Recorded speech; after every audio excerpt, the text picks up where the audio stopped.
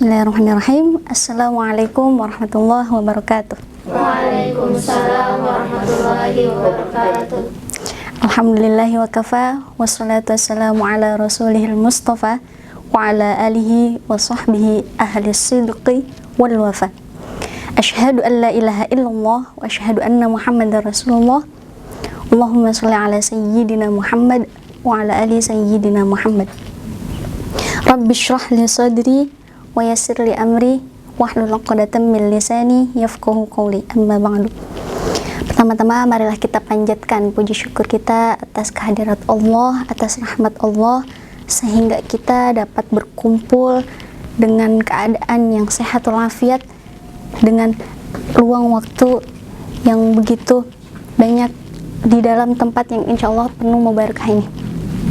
Salawat serta salam senantiasa kita curah limpahkan kepada Nabi kita, Nabi Muhammad Sallallahu Alaihi Wasallam, yang telah membawa kita dari zaman jahiliyah menuju zaman yang berilmu pengetahuan seperti ini.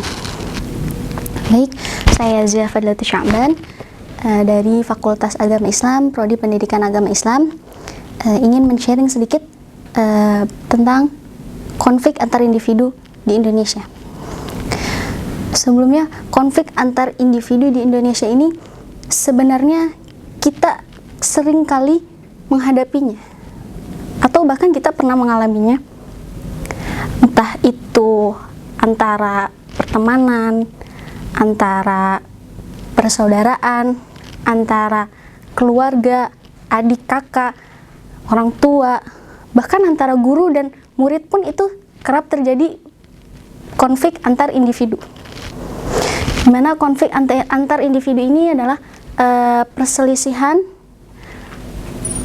percekcokan, juga pertengkaran antara satu manusia atau satu individu, satu orang dengan satu orang lainnya.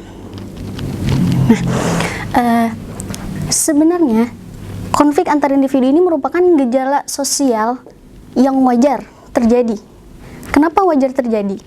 Karena dengan adanya konflik antar individu ini, kita menjadi ada peran atau faktor yang membuat manusia menjadi lebih berkembang.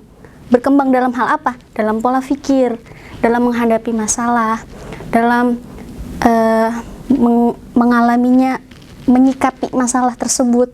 Dalam konflik tersebut kan pasti ada cara menyikapinya berbeda-beda, cara mengatasinya berbeda-beda, tergantung bagaimana masalah tersebut dipandangnya atau dari segi sudut pandangnya orang-orang.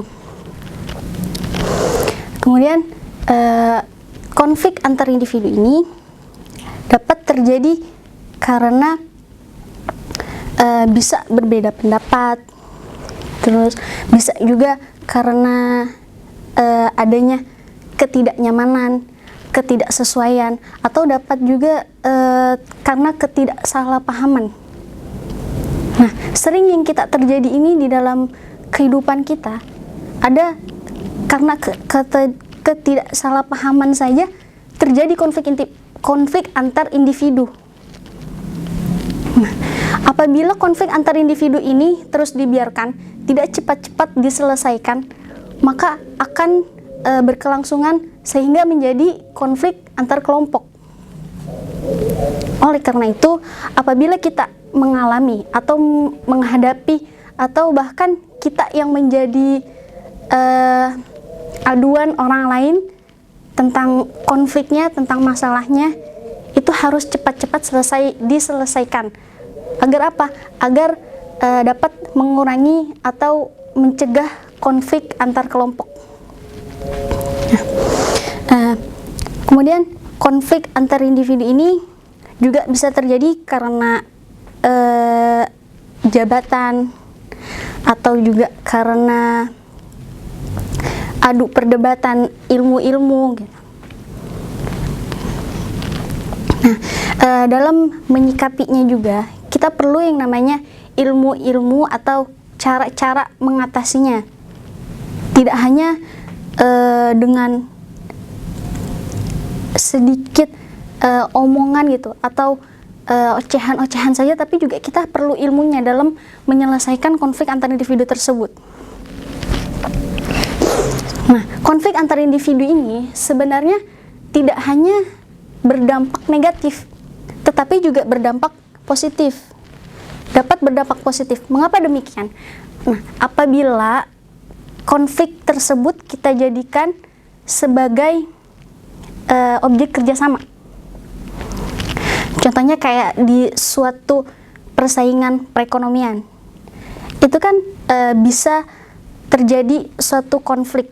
Karena persaingan bisa terjadi suatu konflik. Tapi apabila konflik tersebut dijadikan sebagai motivasi kita dalam berekonomi atau dalam menjalankan ekonomi kita, itu bisa menjadi suatu dampak positif, sehingga kita bisa lebih maju lagi, lebih bersaing, lebih sehat lagi.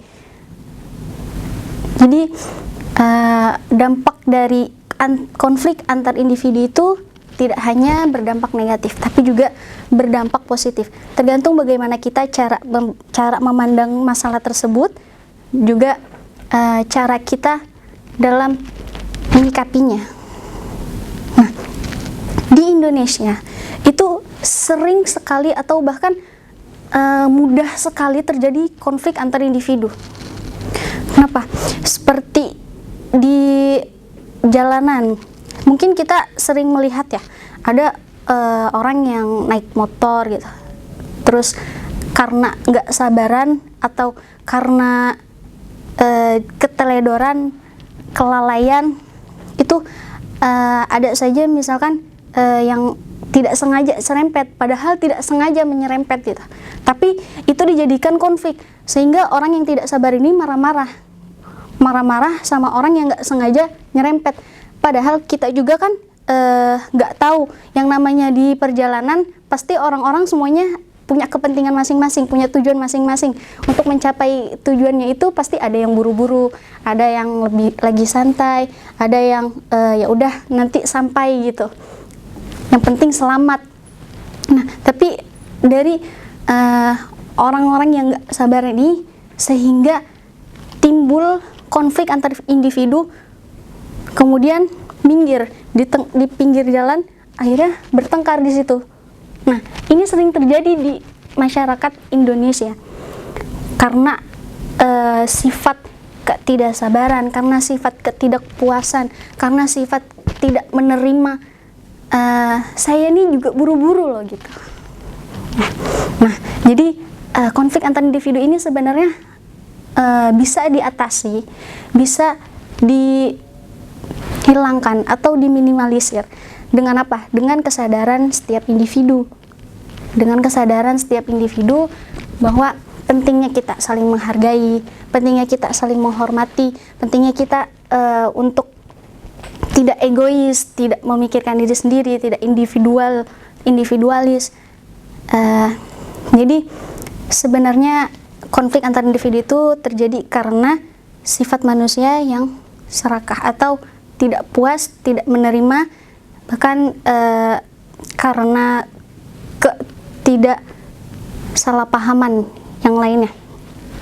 Mungkin itu saja dari saya. Cukup sekian, kurang lebihnya mohon maaf. Wassalamualaikum warahmatullahi wabarakatuh.